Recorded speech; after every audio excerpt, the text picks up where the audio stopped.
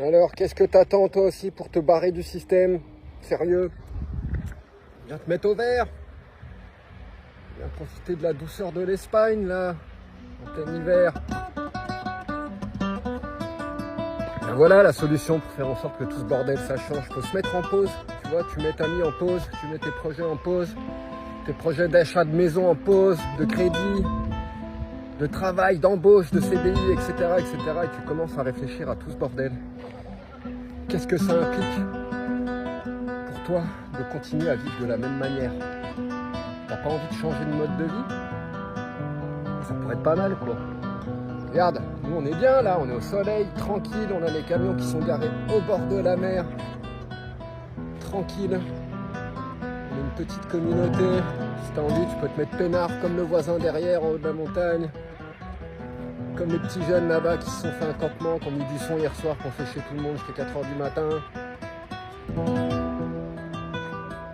Comme le poids lourd qui est en bas, qui s'est mis à côté. Enfin bref, tu vois. Ça paraît pas grand-chose comme ça. Hein. Mais en fait, le secret de la tranquillité, un des secrets de la tranquillité, il réside dans ça, quoi.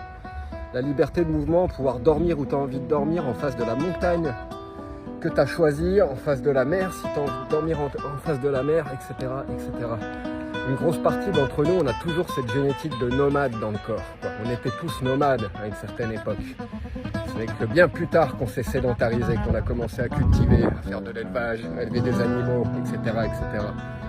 Les gènes nomades, on les a ancrés profondément en nous. Et ça, c'est bon pour ta santé.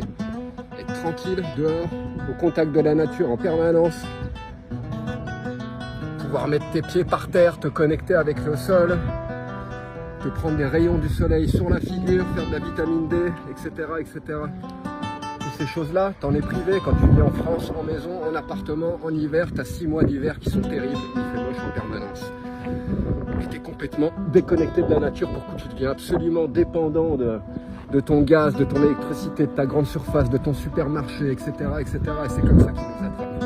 La mobilité, c'est un des pires trucs pour eux. D'ailleurs, les millionnaires, ils appliquent cette règle d'or. Les millionnaires, la plupart de leurs maisons, de leurs investissements, ils sont pas à leur nom, ils sont au nom de leur holding, de leur société, etc., etc. Et ils passent leur temps à voyager, à changer d'une résidence à l'autre, pour pas être imposable à tel ou tel endroit, mais pas que. Parce qu'en fait, quand tu es constamment en mouvement, c'est beaucoup plus compliqué pour l'État, pour le gouvernement, pour les impôts et tous ces enfoirés de te mettre la main dessus. Quand tu as une adresse, il n'y a rien de plus simple, ils n'ont même pas besoin de te chercher, ils envoient un courrier dans ta boîte.